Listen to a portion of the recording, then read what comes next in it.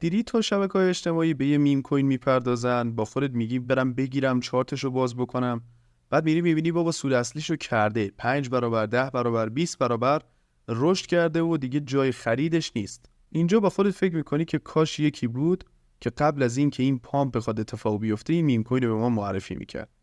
اگه اولین ویدیویی که از این چنل میبینی، باید بهت بگم این دقیقاً همون چنلیه که دنبالش میگردی.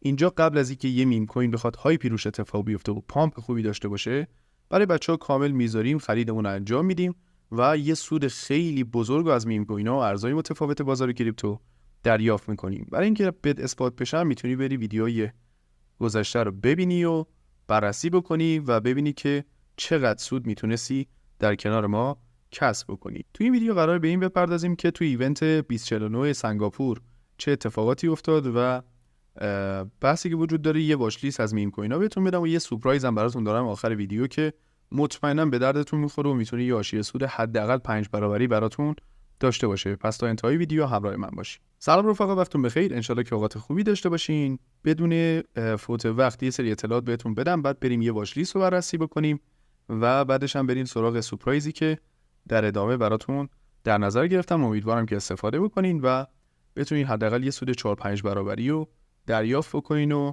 سرمایه‌تون رو رشد بدین.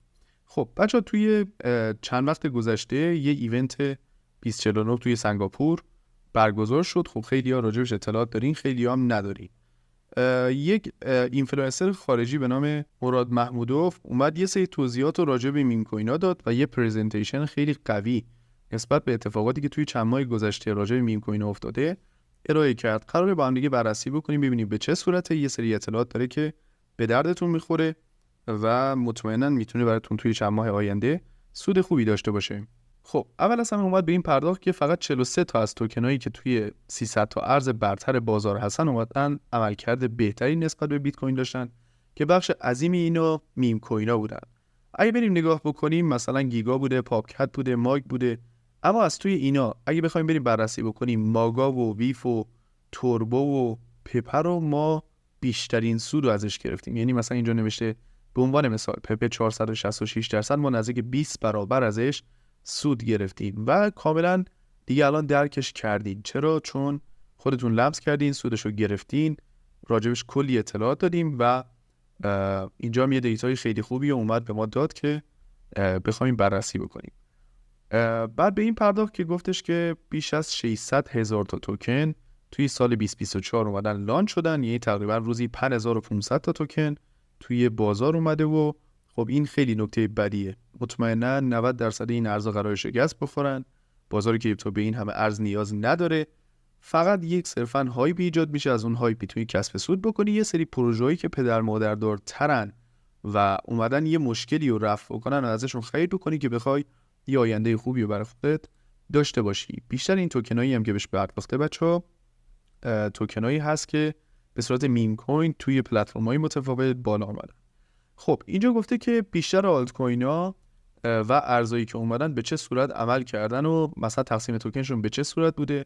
به یوتیوبرها پول دادن، به کسایی که تو تلگرام به عنوان مثال کار میکنن، تو توییتر کار میکنن، شبکه‌های اجتماعی قدرتمند دارن که تبلیغ توکنشون رو انجام بدن. یه بخش بزرگیشو به صرافی‌های متمرکز دادن برای اینکه توکن رو لیست بکنن. ونچر کپیتال داشتن و فاندرهای پروژه هم تقریبا براشون پروژه قیمتش صفر در اومده و یه عملکرد خوبی تونستن بگیرن و وقتی که توی مارکت اومدن با یه مارکت کپ خیلی بزرگ لانچ شدن و دام شدن روی سر ریتیل یا مردم عادی و به خاطر همینه که آلت کوینا بدترین عملکرد رو توی سال 2024 داشتن.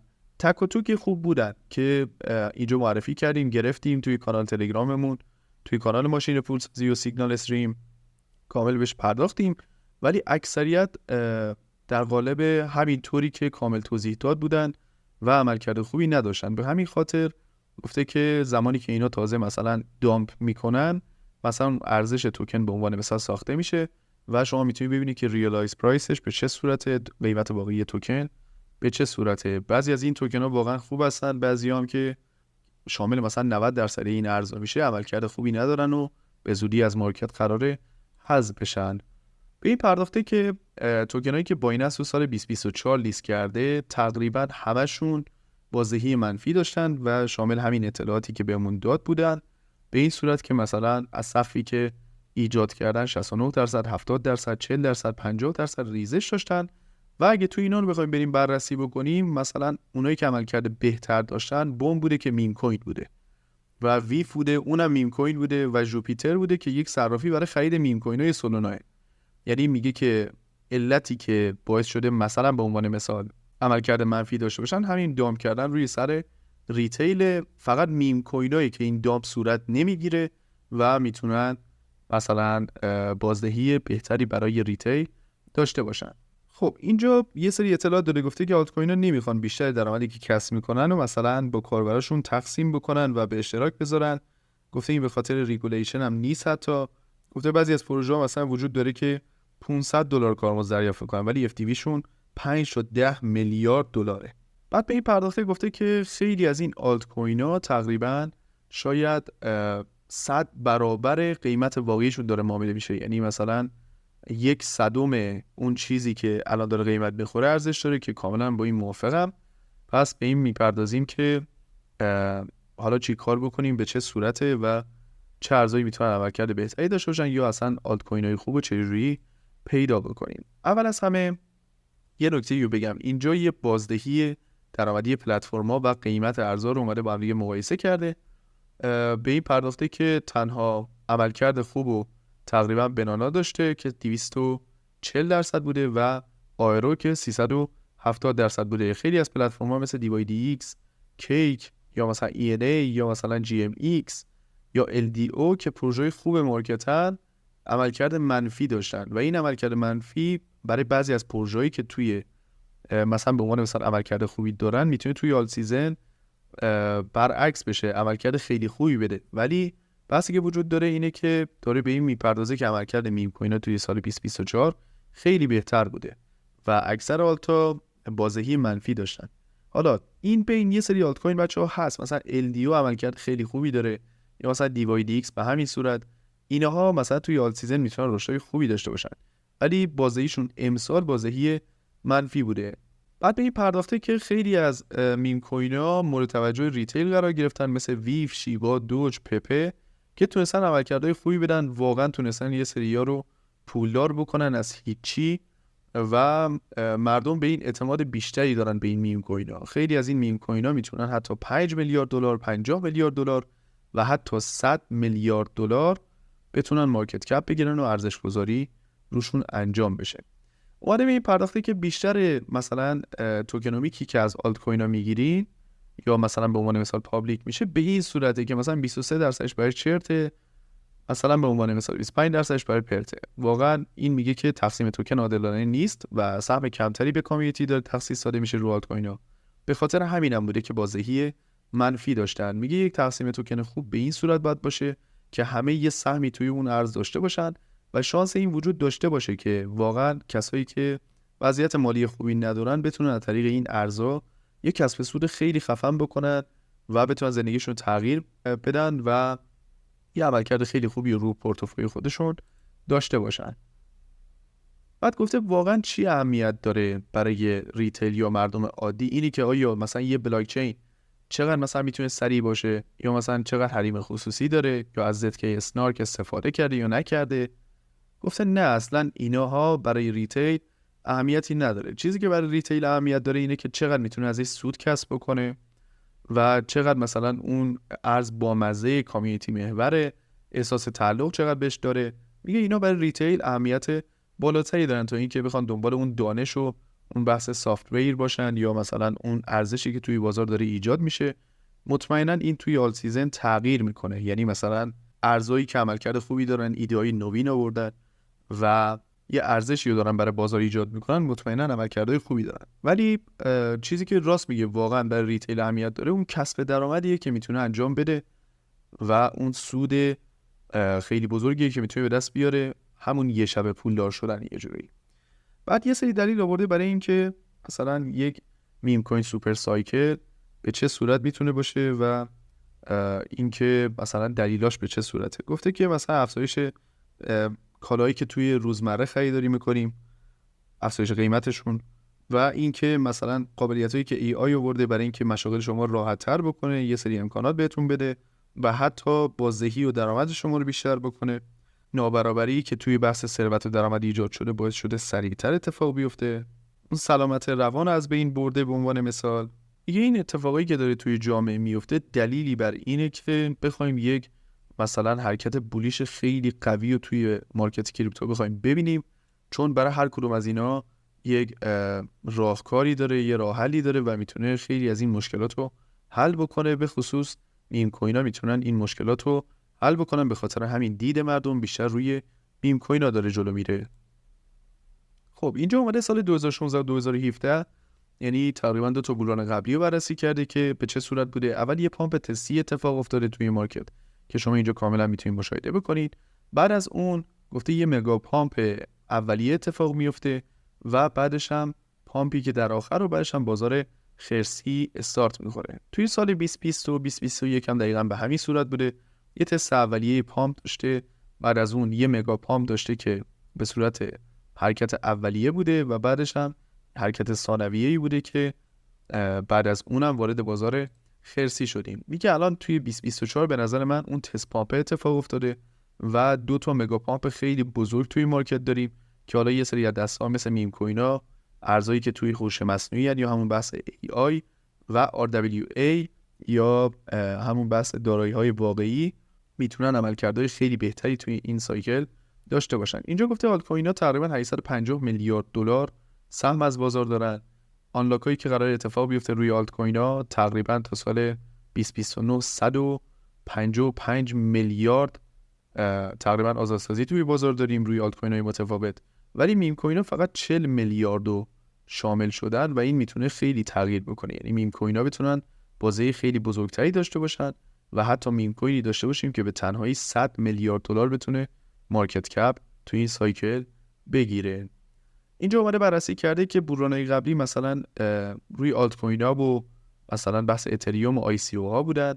بعدش اومده روی بحث دیفای و گیم فای و آلتای لایر 1 و NFT ها و متاورس که دیگه همتون باش آشنا هستین دیگه که متاورس و NFT چقدر خصوصا تو ایران بول شد. اون تایما یه سریا می اومدن زمینای متاورسی میفروختن، NFT هایی که به هیچ دردی عملا نمیخورن و یه عکس ساده ان اومدن با قیمت‌های چند ده میلیونی خریداری کردن و متاسفانه کلی متضرر شدن مردم. میگه الان به نظر من توی این هایپی که داره اتفاق میفته و بازار سعودی که پیش رو هست، میم کوینا و ارزایی که تو هوش مصنوعی یعنی RWA هستن میتونه عملکرد خیلی عالی بده. منم باش موافقم و حالا یه سری زیر مجموعه میتونه توش داشته باشه. ارزایی که توی زمینه ZK دارن فعالیت کنن یا BRC20 هستن، اوردینالا، اینا میتونن مثلا زیر مجموعه پامپایی باشن که توی بازار بعداً قرار اتفاق بیفته، ولی سکشن هایی که بهترین عملکرد میتونن داشته باشن مطمئنا همین 3 تا بخش هستن.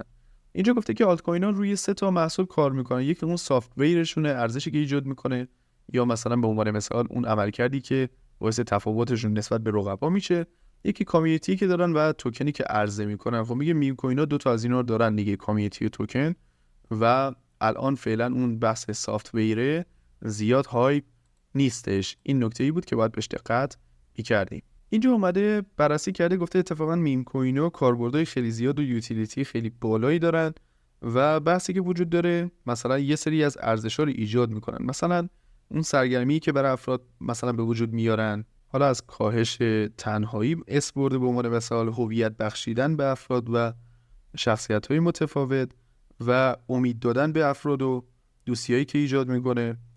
میگه یه حس اینو به شما میده که بخشی از یه فرهنگ پیشرفته، این احساس تعلق براتون ایجاد میکنه و تجربه کار تیمی رو براتون ایجاد میکنه، حس مشارکت رو درون شما افزایش میده و ارتباط پذیری و ارتباط عاطفی ایجاد میکنه. ماموریت‌ها با معانی متفاوتی رو جلو میبرن که شما در حین اینکه این ماموریت‌ها داره انجام میشه روی میم کوینا شما شاهدش هستین و بخشی از اون هستین. کمک‌هایی که به خیریه میکنن یا نقش خیریه رو ایجاد میکنن، یا مثلا اون مفهوم هنری که توی جامعه ایجاد میکنن برای افراد، واقعیت‌های تخیلی که برای افراد ایجاد میکنن، داستان نویسی و سرپیچی از حنجره اجتماعی، مفاهیمی است که شما توی میم کوینا میتونین بیشتر ببینید و مفاهیم خیلی زیادی داره به جامعه القا میکنه. به خاطر همین مورد توجه افراد توی جامعه قرار گرفته. و اینجا گفته که خب آلت کوینا مثلا به عنوان مثال راجع به تکنولوژی و سافت ویر صحبت میکنن، ولی واقعا این نیستن. میم کوین ها هم راجع به میم صحبت میکنن و واقعا نیستن. میگه فقط صرفا اینه که میخوان یه توکنی رو بفروشن و یک جامعه رو توکنایز دارن بیشتر میکنن. راجع به این بیشتر صحبت کرده. گفته حالا چی در واقع مهمه، چه چیزی ارزش داره برای ریتیل و بیشتر افرادی که توی کریپتو فعالیت دارن. همون بحث جامعه این امکان وجود داشته باشه که افراد فقیر بتونن یه ثروتی رو به دست بیارن و مثلا لایف چینج داشته باشن، زندگیشون تغییر بدن. اون بحث توجه، انصاف، کشف قیمت ارگانیک یک ارز یا یک میم کوینه. این که مثلا بدون آنلاک باشه، یعنی مثلا تورم نداشته باشه ما تو ارزهای متفاوت. اون بحث ساپلای رعایت بشه و تعداد توکنی توی بازار بیاد که واقعا مورد نیازه و مورد استفاده بیشتر از اون ایجاد نشه که مثلا اون ارزش توکن رو بیاره پایین، اون ارزش میم کوین رو بیاره پایین. تمرکز گذاشتن روی کوین‌های جدیده، روی بلاک چین‌ها و ایده‌های جدیده، همونطوری که قبلا گفتیم. اجتناب کردن از خریدن یه سری از کوین‌های قدیمی که مثلا تکنولوژی‌های قدیمی دارن، هایپ روشون رفته، بولران دیدن و هیچ کاری عملاً نکردن. بحث پرایس اکشنی که واقعا اهمیت داره، اون چارت قیمتی و چارت تحلیل تکنیکالی که شما بر اساس اون نقطه ورود پیدا می‌کنین و تارگت پیدا می‌کنین. اون بحث حرکت مثبتیه که تو بازار اتفاق میفته، اون مشارکت جامعه‌ای که داره، از کجا میشه این توکن ها رو به عنوان مثال خریداری کرد، اون اصالتی که داشته باشه، تعداد هولدرها بالاتر بره، ونچر کپیتال نداشته باشه، به خاطر اینکه خیلی تو این چند وقت من قبلا هم بهش پرداخته بودم تو ویدیوهای قدیم که ونچر کپیتال ها دلیل اینن که خیلی از آلت کوین ها دارن نابود میشن. و اینکه میگه مشخص باشه نهنگاش کیان، به چه صورتیه و میتونه چه عملکردی داشته باشه. بعد گفته که مثلا اینو میشه به شکل یک باور یا مثلا به شکل یک دین یا به شکل یک عقیده توی مردم جا انداخت که مثلا بازار کریپتو داره این کار میکنه، به خصوص میم کوینا. گفته اون ارزا یا میم کوینایی که میان برای اینکه یه باوری رو ایجاد بکنن برای خریدارای خودشون، برای دارندگان خودشون، باید یه سری امکانات داشته باشن، یه جامعه خوبی داشته باشن، امید رو ایجاد بکنن یا مثلا اون رنج و درد افراد رو کاهش بدن، توصیه‌ای راجع به سبک زندگی و تندرستی داشته باشن، راهنمایی انجام بدن، پاسخ کامیونیتیشون رو بدن، یا کاهش تنهایی باشه، کاهش استرس باشه، کاهش ترس باشه، هدفی داشته باشن، مقصدی داشته باشن، اعتقاد به یه چیزی بزرگتر از خودت داشته باشی، یک دوستایی رو برای شما ایجاد بکنن، فرهنگی رو به عنوان مثال بیان رواج بدن، احساس تعلق به شما بدن و یه هویتی ببخشن. اینا امکاناتیه که برای اینکه یه ارز بخواد عملکرد خوبی داشته باشه باید برای کاربرای خودش فراهم بکنه. بعد اومده یه پیش بینی کرده، گفته که مارکت کپ میم کوینا توی این سایکل میتونه بیشتر از 1 تریلیون دلار بشه. الان تقریبا 40 میلیارد، یه عدد خیلی بزرگیه که اگه بخواد به این قیمت ها برسه و این مارکت کپ و میم کوینا به عنوان مثال بتونن دریافت کنن، حداقل 2 تا میم کوین وجود داره که بالای 100 میلیارد دلار میتونن مارکت کپ داشته باشن. در حال حاضر هیچ میم کوینی نیست که مارکت کپ 100 میلیارد دلاری داشته باشه یا حتی بالاتر، و حداقل 10 تا میم کوین باید وجود داشته باشن که مارکت کپ بالای 10 میلیارد دلار باید داشته باشن که الان فعلا 1 میم کوین این شرایط رو داره. میگه 25% ارزایی که جز 100 تا ارز برتر بازار هستن باید میم کوین ها شامل بشن که الان 8 تا هستن. یعنی مثلا اون صفحه کوین مارکت کپ که شما باز می‌کنید 100 تا ارز اول 8 تاشون میم کوین ها. میگه میم کوین ها باید یه سهم بیشتر از 10% توی دومیننس داشته باشن و چندین پیش بینی دیگه که شما میتونین کامل مشاهده بکنین و راجبش تحقیقاتی داشته باشین. خب رفقا، راجع به میم کوین ها صحبت کردیم. خب بچه‌هایی که قدیمی‌تر هستن بخشی از خانواده ما هستن و کامل در جریانش هستن، دوستانی هم که جدید به ما اضافه شدن میتونن توی همین کانال یوتیوب و کانال تلگرامی عمومی ما اینا رو مشاهده بکنن که براشون اون اثبات ایجاد بشه. بحثی که وجود داره اینه که بخش بزرگی از سودایی که تو سال 2024 با هم دیگه گرفتیم، در کنار هم دیگه بردیم، از میم کوینا بوده. توی این عکس سعی کردم براتون به تفکیک کامل بیارم که چه عمل کردیم ما توی سال 2024 روی بحث میم کوینا داشتیم و به چه صورت بوده و اینا کاملا به صورت رایگان برای شما ارائه شد، تحلیل کردیم، نقاط ورود دادیم، تارگت هایی رو دادیم و تونستیم در کنار همدیگه یه سودی رو کسب بکنیم. خیلی از آلت کوین های متفاوت هم روشون کار کرده بودیم که بعضیا بازی جالبی نداشتن، بعضیا هم بازی‌های خیلی خوبی داشتن، ولی حتی اونایی که بازی جالبی نداشتن هم به چشم هولد بسیار عالیان، به خاطر اینکه بول ران ندیدن، مفهوم جدیدی آوردن، ایده جدیدی آوردن و مطمئناً به یه هدفی انتخاب شدن و توی پورتفوی ما قرار گرفتن که بتونن یه رشد خوبی توی آل سیزن به ما بدن. اما میم کوینایی که ما بهشون پرداختیم، بیشتر اینا بچه‌ها به صورت ویدیو داخل خود همین کانال یوتیوب شما میتونید بریم ببینین نقاط ورودی که دادیم، تارگت هایی که دادیم، برین روی چارت بررسی بکنین و صحتشو کامل بهتون اثبات بشه. پپه بوده زمانی که حتی فاندراش داشتن میفروختن این ارزو، اومدم براتون ویدیو گذاشتم و تامنیلش هم زدم، گفتم 20 برابر رشد میکنه و دقیقاً 26 برابر یعنی 2600% به ما کسب سود داد.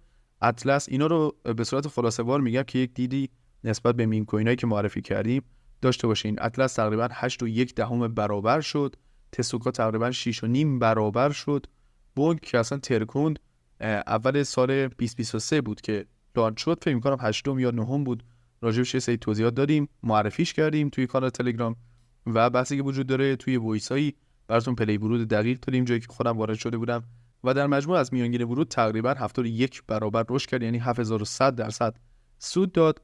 ترامپ بوده که 250% سود داد، هیمیوله بوده 29 برابر سود داد که اینو توی کانال ماشین پولسازی گذاشته بودیم به خاطر که مطمئن بودم عملکرد خوبی میده.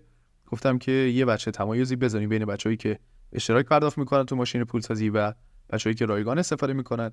ارز پورک بود که تو همین کانال یوتیوب بود تقریبا 9 برابر رشد داد و داگز بود 58 برابر رشد، ماگا بود 11 برابر، گروک بود 3.6 برابر، پی ان دی سی 13 برابر، پونک 7 برابر، شیبا 4 برابر، دوج 2.8 برابر، توربو 61 برابر که اینو تو کانال دورم قدیم برای بچه‌ها گذاشته بودیم ولی تو کانال عمومی هم هست، میتونید برید مشاهده بکنید. از ناحیه‌ای که دیدیم تقریبا 3 تا پله براش در نظر گرفته بودیم که از میانگین ورود تقریبا 61 برابر رشد کردن. بازدهیای بدی که توی میم کوینا داشتیم باب بود که هنوز هولدش داریم، فکر می‌کنم 47% ریخت، پله ها رو باز کرد، یعنی از آخرین پله‌مون هم 47% ریخت ولی الان تقریبا 34% سوده و نگهش داشتیم توی میم کوینا به همین صورت. بچا برای که پله‌های پایین‌تر رو باز بکنه باید بریزه، برین توی منفی تا پله‌های پایین‌ترتون باز بشه. بوم 2 تا پله‌ش رو باز کرده، تقریبا الان نزدیکای میانگین ورودمونه، منفی 7%.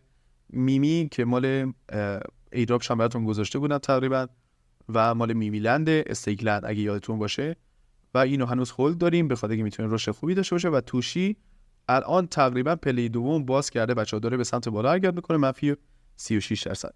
بحثی که وجود داره راجع به خیلی چیزایی که صحبت میکنیم و بحث وین ریت برخلاف کانال‌های دیگه، سوشال‌های دیگه کاملا براتون واضح براتون گذاشتیم. برای اثباتش توی ویدیوهای خود کانال میتونید نگاه بکنید، تو کانال عمومی رو بررسی بکنید و ببینید که نقاط ورود دقیق داده شده و تارگت‌های دقیق گفته شده. اینجوری نبوده که بگیم یا میره بالا یا میاد پایین و بیام 30 دقیقه ویدیو ریکورد بکنم براتون.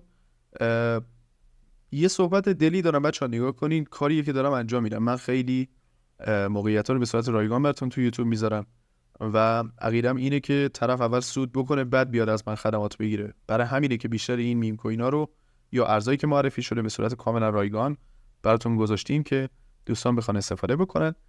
الان داریم توی سایکلی میدیم که مطمئناً تا 1-2 ماه آینده موقعیت‌های خیلی خفنی و ان شاءالله براتون قرار میدیم، بعضیاشو توی همین یوتیوب، ولی فکر میکنم بارش رو یه مقدار کمتر بکنم به خاطر اینکه حمایت‌های یه مقدار پایین‌تره.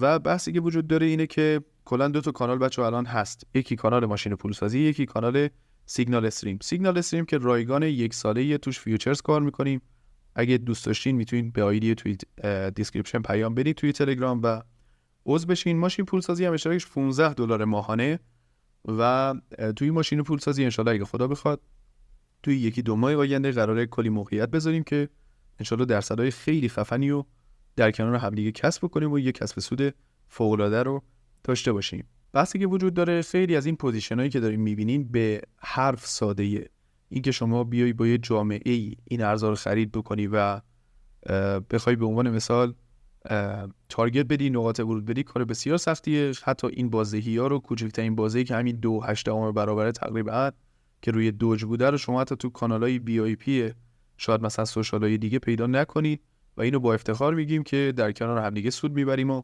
قرارم نیست که بخوایم هزینه گزافی بابت خدماتی که به مردم میدیم دریافت بکنیم. رسالت کلا همینه که مردم سود بکنن، در کنارش ما هم سود بکنیم. هیچ اشکال خاصی هم نداره. زیاد پرحرفی نشه بچه‌ها، بریم یه واچ لیست بهتون بدم که چه میم کوینایی رو برای 6 ماه آینده در نظر دارم. بحثی که وجود داره میم کوینایی که برای 6 ماه آینده میشه در نظر داشت، یکی همین ارز ویف مارکت کپ بالایی داره، ولی خب رشد کامیونیتی و ریسکش هم مطمئنا میتونه پایین‌تر باشه، رشد کامیونیتی بالاتری داشته باشه.